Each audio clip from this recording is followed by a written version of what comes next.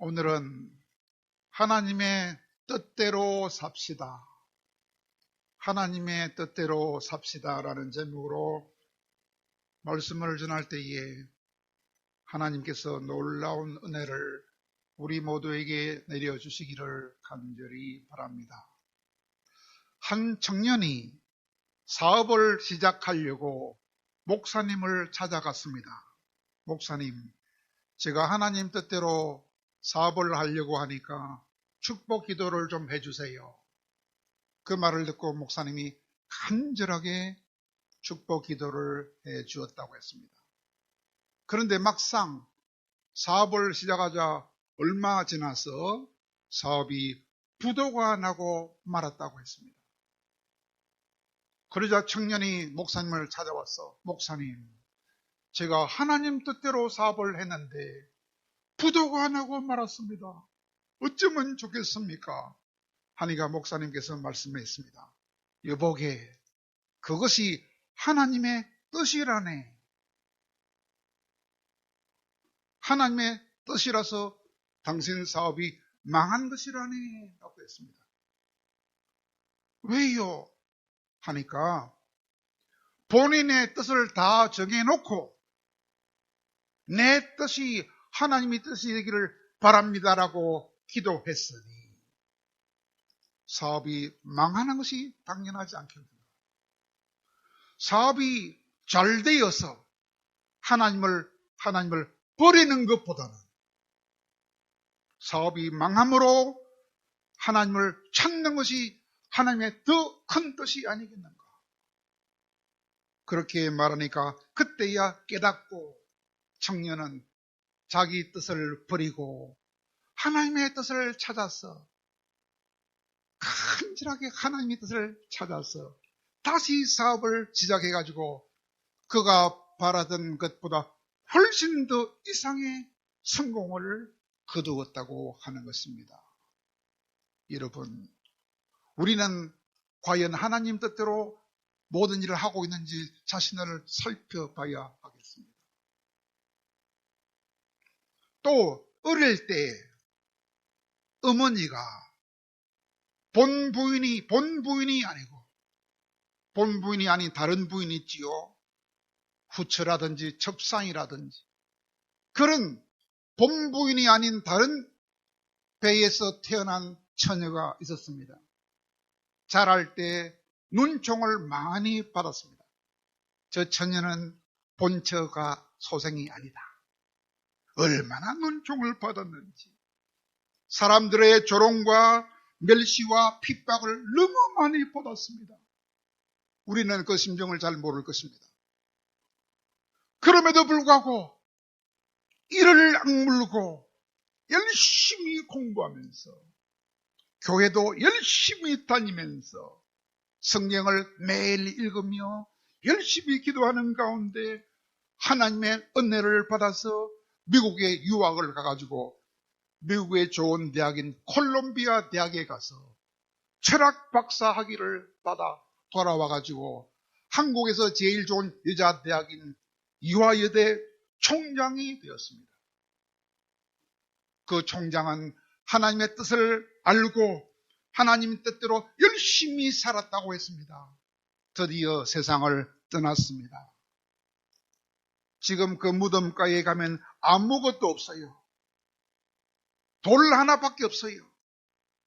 돌로 된 성경 모양이 돌이 하나 있습니다. 그 돌 위에다가 평생 동안 좌우명으로 삼았던 성경 구절을 적어놨다 그랬어요. 그 구절이 뭐냐? 오늘 읽은 바로 본문입니다. 오늘 본문이 뭡니까? 항상 기뻐하라. 쉬지 말고 기도하라. 범사에 감사하라. 그 말씀을 성경 모양의 돌에다가 새겨놨다. 그분은 하나님의 뜻을 이루어드리기 위하여 1957년에 이화여대 직장의 직원들과 이화여대 학생들을 중심으로 전도대를 조직했다 그래요. 이름은 금난 전도대입니다. 금난 전도대를 조직해가지고 전국에 방방곡곡으로 1년 동안 돌아다니면서 전도를 했다고 합니다. 그리고 바로 다음에 서울에 있는 망우리에 있는 동산, 금난 동산에서 단지 10명의 신자들과 함께 천막 교회를 세워가지고 첫 예배를 드렸다고 했습니다. 그 교회가 이름이 금난교회입니다. 지금도 있는 망우리에 있는 금난교회입니다. 금난교회의 초석이 된 총장이었습니다. 그 교회 이름을 왜 금난교회라고 했느냐? 그 이화여대 총장 이름이 김환란 박사입니다.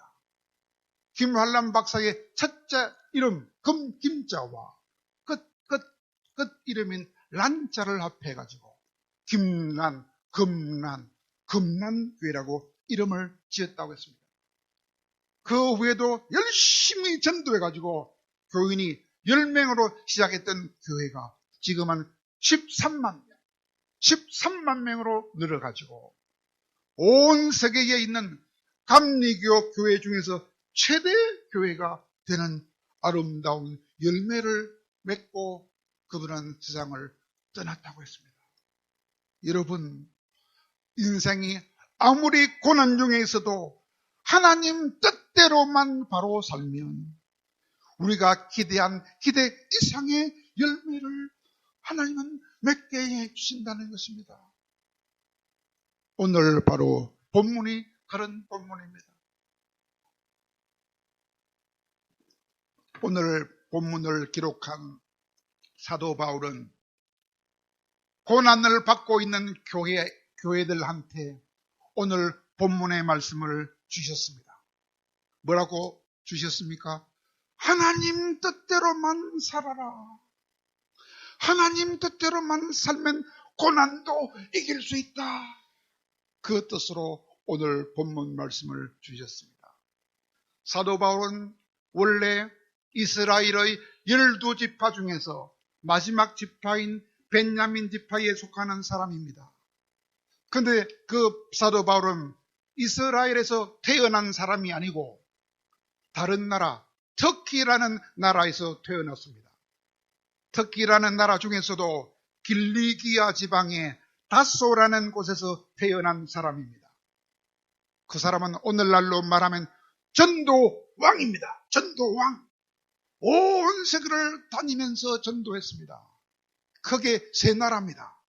자기가 태어난 터키라는 나라에서 전도를 제일 많이 했고, 그 다음에 전도를 많이 한 나라는 바로 옆에 있는 나라 그리스라는 나라에서 두 번째로 전도를 많이 했고, 세 번째는 또 그 옆에 있는 나라 이태리, 거기서 전도를 많이 해서 많은 교회를 세웠습니다.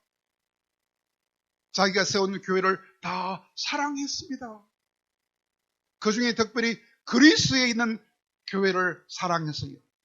그리스에 있는 교회를 1, 2, 3등으로 사랑했어요. 제일 사랑하는 교회가 데살로니가 교회고, 2등으로 사랑한 교회는 빌립보 교회고, 세 번째로 사랑하는 교회는 고린도 교회였습니다.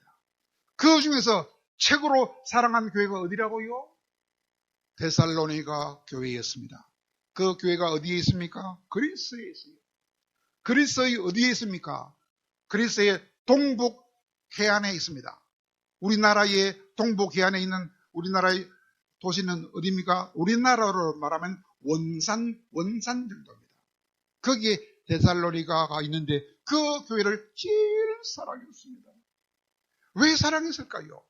6가지 이유가 있습니다. 첫째로는 그 교인들은 말씀을 들을 때 사람의 말로 안 듣고 하나님의 말씀으로 듣는 기라. 지금 여러분은 내 말을, 전하는 말을 내 말로 듣습니까? 하나님 말씀 듣습니까? 사람의 말이 아니고 하나님이 하시는 말이라고 듣고 들었어요. 얼마나 감사했겠습니까? 두 번째로는 그 교회가 모든 면에서 믿음의 본이 된 교회가 되었어요. 믿음의 본이 되는 거예요. 다 본받을 만한 교회가 되었어요. 세 번째는 그 교회는 핍박을 많이 받았어요. 두 군데로부터 핍박을 받았어요.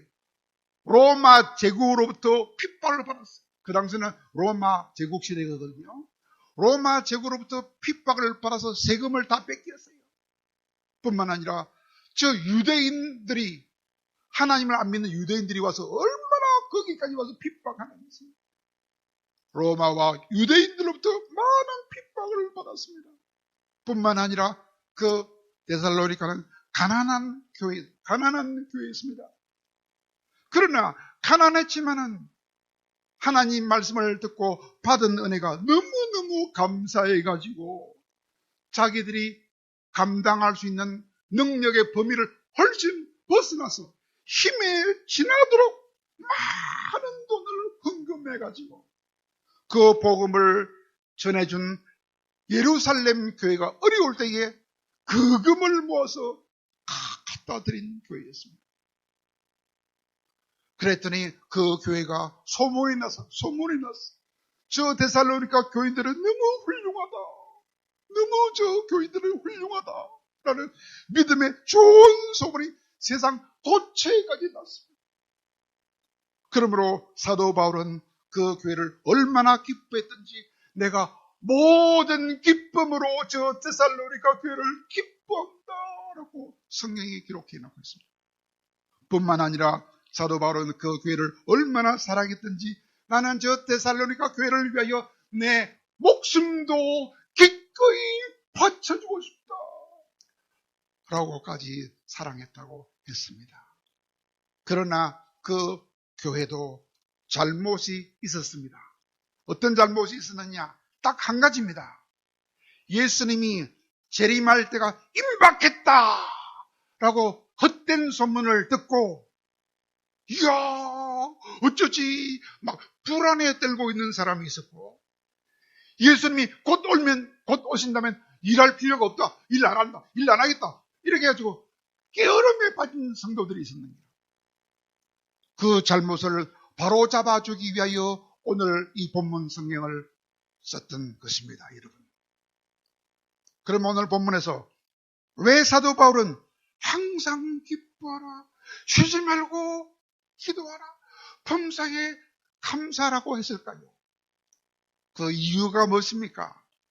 성도들의 삶을 힘들게 만드는 세 가지 이유를 알았기 때문에 그렇게 하지 말라고 오늘 본문을 썼습니다. 어떻게 하면 살기가 힘들다고요? 항상 기도하라 하는데 기도 안 하고 슬퍼만 하면 살기 힘드니까 슬퍼하지 말고 항상 기뻐라는 것입니다. 두 번째는 기도를 쉬어버리면, 항상 쉬지 말고 기도하라 하는데 기도를 쉬어버리면 힘이 들어져요. 그러니까 쉬지 말고 기도하면 힘이 안 들어져. 그래서 기도하라 한 거예요. 세 번째는 범사에 감사하지 않고 불평불만만 하면 너무 힘들어져요. 그러니까 불평불만하지 말고 범사에 감사만 하라고 하는 것입니다. 그렇다면 항상 기도하라 라고 말한 보다 더 구체적인 이유가 무엇일까요? 왜 항상 기뻐라고 했을까요?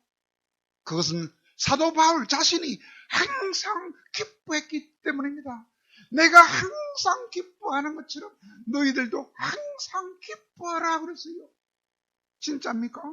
사도 바울은 항상 기뻐했어요. 언제? 과거 언제? 빌립보 감옥에 갇혔을 때요. 빌립보 감옥에 갇혀서 매를 맞으면서도 기뻐했습니다. 피를 흘리면서도 기뻐했습니다. 밤새도록 찬송하면서 기뻐했습니다. 너희들도 그렇게 하라 이 말입니다.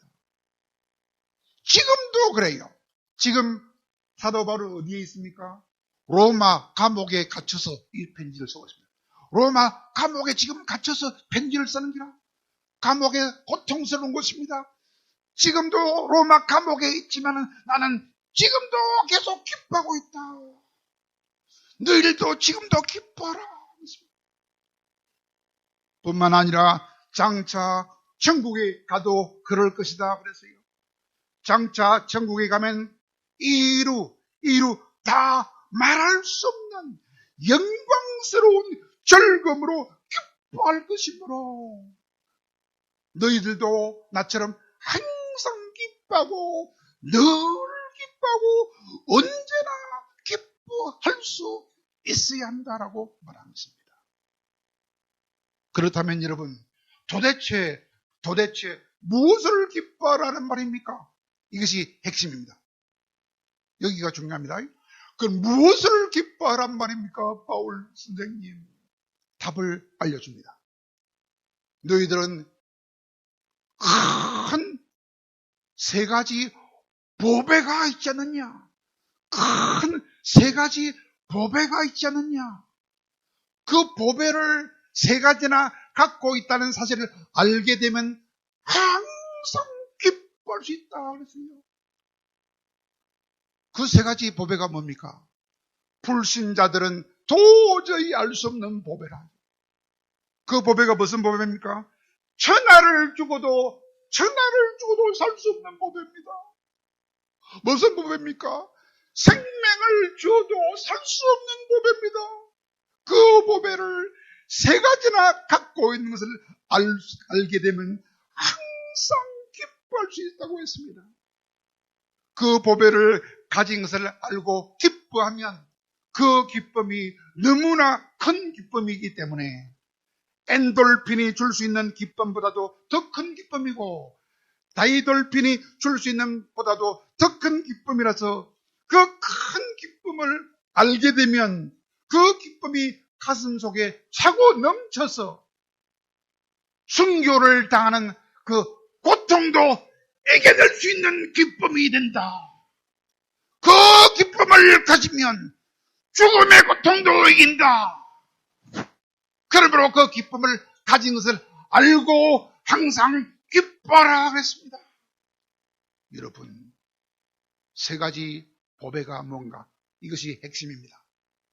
여러분이 다 알고 있습니다. 지식적으로는 다 알고 있습니다. 근데 확실히는 몰라요. 확실히는 안 믿어요. 그것을 오늘 이 시간 알고 믿을 수 있기를 바랍니다. 세 가지 큰 보배, 뭡니까? 믿음과 사랑과 소망입니다. 믿음과 사랑과 소망. 믿음이 무슨 믿음일까요? 보배로운 믿음입니다. 보배로운 믿음. 그것이 어디에 나와 있습니까? 베드로후서 1장 1절 기억하십시오. 베드로후서 1장 1절. 너희들은 보배로운 믿음을 가지고 있다고 사도 베드로가 말해 주었습니다. 뭐가 보배로운 믿음입니까? 잘 들으세요. 성령 찾지 마시고 잘 들으세요. 뭐가 보배로운 믿음입니까? 말합니다.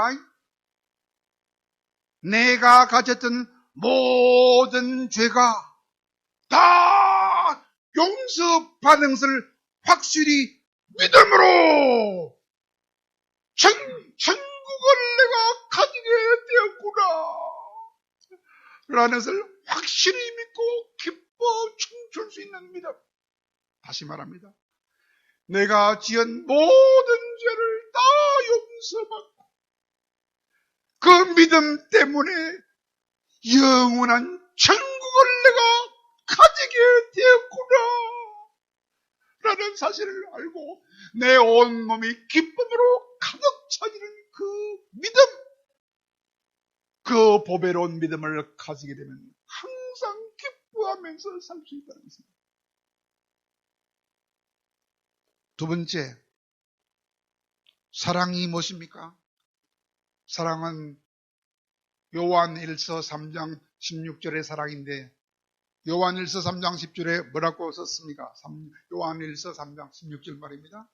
예수님이 우리를 위하여 목숨을 버려주셨으니 이로써 우리가 그 예수님의 엄청난 사랑을 알고 우리들도 형제들을 위하여 우리 목숨을 바치는 것이 마땅치 아니하냐 하는 그 사랑입니다. 이야, 예수님이 목숨을 바쳐서 나를 살렸으니 나도 똑같은 사랑으로 형제를 위하여 내 목숨도 바쳐주는 것이 마땅치 아니하냐 하는 그 사랑을 깨닫고 내 가슴 속에 예수님의 사랑을 가득 채우는 그 기쁨을 말합니다. 그 사랑을 가졌던 모세와 그 사랑을 가졌던 다윗은 자기 민족을 위하여 기꺼이 목숨을 내어 놓으려고 했습니다. 그 사랑을 알았던 우리나라 손양은 목사님은 자기 2명의 똑똑한 아들을 죽인 원수들도 사랑해서 그들을 양자로 받아들여서 온갖 사랑으로 잘 길러서 장로가 되게 만들어 주었습니다. 그 사랑을 알게 되었던 다미엔 선교사는 하와이 섬에 있는 2,000명의 문둥병자들을 살려주기 위하여 자기 목숨을 바쳤습니다. 그들이 예수를 안 믿겠다고 말하니까 니는 몸이 성하니까 그런 소리 하지 우리처럼 병들어 봐라. 그런 예수 믿는가? 그 말을 듣고 불쌍해서 자기가 스스로 문둥병에 걸려가지고 내가 문둥병이 들었다. 내가 문둥병이 든 것은 예수님이 진짜 하나님이심을 증명하기 위해서 그렇다. 그렇게 말하니까 그때 2,000명의 문둥병 환자들이 그래요. 그러면 우리도 예수 믿겠습니다. 믿었습니다. 2,000명의 문둥병자를 살려주기 위하여 자기 목숨도 바쳐준 다니엘 신부의 사랑을 우리도 가슴속에 채울 수 있어야 하겠습니다. 뿐만 아니라 우리나라의 김요석이라는 목사님도 중국에 있는 나병 환자들을 살려주기 위하여 그 나병 환자의 피고름이 나올 때 입으로 다 빨아서 빼주면서 그들을 위하여 목숨을 바치는 선교를 했습니다. 예수님이 목숨을 바쳐서 나를 살려주셨으니 나도 형제들을 위하여 내 목숨을 기꺼이 바치고 싶은 그 사랑이 마음에 충만하게 되면 항상 기뻐하며 살 수 있는 것입니다. 뿐만 아니라 마지막에 뭐라 했습니까? 소망. 무슨 소망? 보배로운 소망입니다. 어떤 소망입니까? 2가지 소망입니다. 첫째는 무엇입니까? 요한 1서 3장 3절의 소망입니다. 우리가 장차 예수님과 똑같은 영광스러운 몸을 입게 된다는 그 소망이죠. 그를 열단으로 뭐라 그랬죠? 주와 같을 주를 아는 소망. 주님과 똑같아질 줄을 아는 그 소망을 가지게 됩니다. 너무 감사해서 항상 기뻐할 수 있습니다.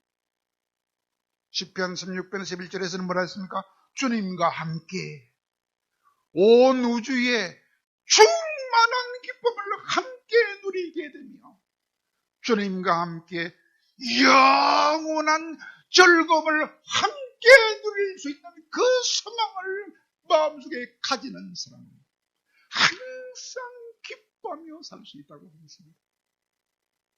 그 사랑은 얼마나 큰지 엔돌핀이나 다이돌핀이 줄 수 없는 더 큰 기쁨을 주어서 그 기쁨을 가지면 목에 칼이 들어와 죽을 때도 그 죽음의 고통도 이길 수 있다는 것입니다. 그 3가지 귀한 보배를 가진 것을 알고 그 가진 것을 감사하며 가슴에 기쁨이 넘치면 항상 기뻐할 수 있지 않겠느냐라고 말합니다. 그런 기쁨을 가지고 살 수 있는 우리 모두가 되기를 진실로 바랍니다. 2번째, 쉬지 말고 기도해야 한다고 했습니다. 왜? 기도를 쉬어버리면 마귀가 그 틈을 타가지고 우리를 공격합니다. 그럼 우리는 백전백패합니다. 마귀하고도 세상과도 죄와도 내 자신과도 싸워서 패배합니다. 그러나 쉬지 않고 기도하면 하나님께서 우리에게 세상이 감당할 수 없고 마귀도 감당할 수 있는 큰 능력을 주셔서 항상 이길 수 있습니다. 그러므로 쉬지 말고 기도하라고 한 것입니다. 마지막 세 번째 무엇입니까? 범사에 감사하라고 했습니다. 범사가 뭡니까? 좋은 일이 생기도 감사하고 나쁜 일이 있어도 감사하고 당연한 일에도 감사하고 사소한 작은 일에도 감사하는 것이 범사에 감사하는 것입니다. 어떤 나쁜 처지나 환경에 있을지라도 하나님만 바라보면서 무조건 감사만 하라는 것입니다. 그리하면 세상이 아무리 살기 힘들지라도 덜 힘들어지고 기쁘고 힘차게 살 수 있다는 것입니다. 그렇다면 덜 힘들게 살고 기쁘게 보람되게 살기를 바란다면 해서는 안 될 일이 무엇입니까? 해서 안 될 일은 내 뜻대로 살면 안 됩니다. 하나님 뜻대로 안 살고 내 뜻대로 살고 내 고집대로 살면 안 됩니다. 왜 그럴까요? 어떤 할머니가 오솔길을 걸어가다가 도중에 두 갈래 길을 만났습니다. 그때 할머니가 기도했어요. 하나님이 내 길을 인도하여 주옵소서. 내가 지팡이를 가지고 두 길 사이에 나왔을 때 왼쪽으로 넘어지면 왼쪽 길로 가고 오른쪽 넘어지면 오른쪽 길 가겠습니다. 라고 기도한 다음에 탁 지팡이를 놓았더니 이 지팡이가 왼쪽으로 싹 쓰러집니다. 그러나 그는 오른쪽으로 가고 싶었어요. 그래서 다시 지팡이를 길 한가운데 놨더니 또 왼쪽으로 쓰러집니다. 자기는 오른쪽으로 가고 싶어. 그래서 다시 또 했더니 또 왼쪽으로 쓰러집니다. 이렇게 3번, 4번, 5번 하니까 비로소 오른쪽으로 쓰러졌어. 그때서 그러면 그렇지. 하나님이 나를 오른쪽으로 인도하시는구나 하고 유유히 오른쪽으로 갔다 그랬습니다. 이것이 엉터리입니다. 하나님한테 기도할 때는 잘 믿는 척 내 뜻대로 살지 않고 하나님 뜻대로 살겠습니다. 인도하소서 해놓고 지 뜻대로만 하는 거예요. 이런 사람은 백전백패합니다. 하나님은 속지 않습니다. 그렇다면 마지막으로 힘든 세상을 너무 힘들지 않고 기쁘게 보람차게 살려면 반드시 해야 할 일이 무엇입니까? 어떤 환경, 어떤 나쁜 조건에서도 항상 감사하는 태도로 살면 가능. 항상 감사만 하면, 범사에 감사만 하면 됩니다. 그런데 감사를 많이 하는 사람은 감사를 적게 하는 사람보다 훨씬 더 건강하고 훨씬 더 행복하게 삽니다. 감사가 많은 사람은 훨씬 더 건강하고 행복해요. 그러나 우리 인간의 본성이 악합니다. 본성이 악하기 때문에 감사를 잘 못합니다. 감사를 싫어합니다. 제가 진짜로 사람들을 사랑해서 좋은 것을 카톡으로 보내주면 한 100명 보내주면 그 중에 감사하다 하는 사람이 한 명 정도밖에 없어요. 그때마다 내가 속이 상해서 안 보내야지 하다가 또 사랑해서 보내면 감사하는 사람이 100명 중에 한 명 정도밖에 없어. 200명 중에 한 2명밖에 없어. 참 감사 못합니다. 인간의 본성이 악하기 때문입니다. 그런데 말세가 되면 더 심해져요. 디모데후서에 보면 말세가 되면 사람들은 더 감사하지 않는다. 참 감사하지 않습니다. 그러나 힘든 세상을 진실로 능력 있게 살려면 감사를 잘해야 돼요. 감사는 세 가지, 범사의 감사는 3차원의 감사라고 할 수 있습니다. 왜 3차원의 감사냐? 큰 일 할 때만 감사가 아니고 작은 일에서도 감사하는 게 첫째입니다. 두 번째는 좋은 일만 감사하는 게 아니고 나쁜 일에도 감사하는 게 두 번째입니다. 세 번째는 당연한 일에도 감사하고 사소한 일에도 감사하는 게 세 번째, 3차원의 감사입니다. 그 중에 제일 중요한 것은 나쁜 조건 속에서도 감사하는 것이 가장 중요합니다. 나쁜 조건에서도 감사하는 것이 가장 중요합니다. 그런 삶을 살았던 사람을 예를 들고 마칩니다. 일본에서 유명한 전기 산업체인 파나소닉이라는 회사가 있습니다. 파나소닉. 그 회사 창업자 이름이 마시스타 고노스케인데, 일본말 외우기 힘들죠? 마시스타 고노스케. 이거를 외우려면 나는 우리나라 말로 맛이 있었다, 참 맛이 있었다, 고노모 고로케. 그러면 이해할 수 있어요. 맛이 있었다, 고노스케. 참 맛있었다. 그 고놈 고로케. 잠깐, 맛있었다 고노스케라는 회장이 있는데, 그 회장은 얼마나 유명하냐면 회사를 경영을 잘해가지고 경영의 신이다, 경영의 신이다라고까지 알려진 유명한 회장님입니다. 어느 날 신문기자가 찾아가서 말했습니다. 회장님, 어떻게 이렇게 큰 성공했습니까? 하니까 하늘에 대하여 나는 항상 세 가지로 감사하다는 생각을 하면서 살았기 때문에 성공할 수 있지 않았는가 생각한다. 뭐라고요? 항상 하늘에 대하여 세 가지로 감사하다는 생각을 하고 살았기 때문에 아마 성공할 것 같다. 그래요. 그래서 뭡니까? 하니까 가난하게 태어난 것을 감사하고, 병약하게 태어난 것을 감사하고, 많이 배우지 못한 것을 감사하면서 살았다. 그렇게 말합니다. 전혀 뜻밖의 말을 듣고 이해가 안 돼서 다시 물었어요. 아니, 회장님 말씀대로 한다면 그것은 불평을 할 수 있는 조건이지 감사할 조건은 아니지 않습니까? 이해가 안 됩니다. 설명을 좀 해주세요. 그러니까 이렇게 말했어요. 여보게, 내가 가난하게 태어났기 때문에 부지런하게 일 안 하면 못 살 줄 알고 열심히 일을 할 수 되었기 때문에 감사하게 되었네. 또 병약하게 태어났기 때문에 건강의 소중함을 알고 열심히 운동 안 하면 안 될 줄 알고 열심히 운동하다 보니까 90살이 넘은 지금도 겨울에도 냉수 마찰을 할 정도로 건강하게 되었다니.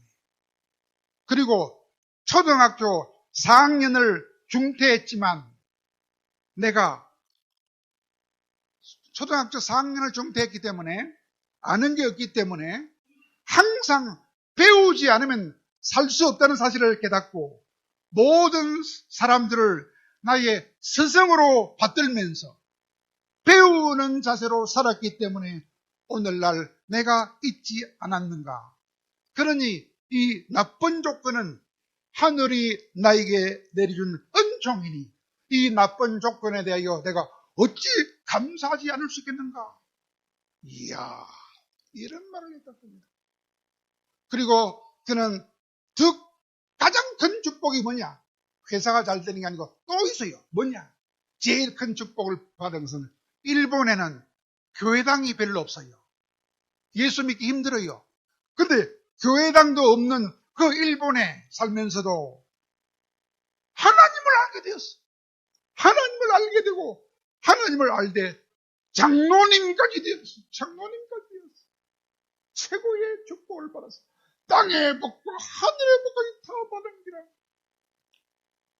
그러므로 사랑하는 여러분, 오래라고 살기가 쉬워지지 않습니다. 앞으로 점점 더 살기 힘들어질 것입니다. 그러나 어떤 힘든 일이 다가올지라도 오늘 하나님이 주신 말씀처럼 항상 기뻐하며 쉬지 말고 기도하며 범사에 감사하기만 하면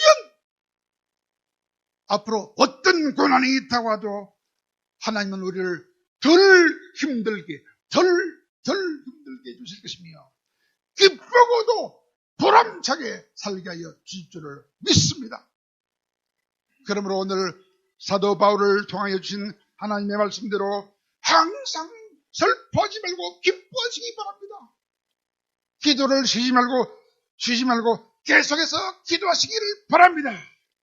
그리고 무엇보다도 절대로 불평하지 말고 범사에 감사만 하면 사시기 바랍니다. 그러면 10명으로 시작했던 그 금난교회가 13만 명이 된 것처럼 우리의 작은 수고가 놀라운 열매를 주실 것입니다. 그러므로 올해 부탁합니다. 올해 날마다 성경을 넉 장씩 읽으시기 바랍니다. 그리고 수요일 밤과 금요일 밤에 나와서 예배하며 기도하시기 바랍니다.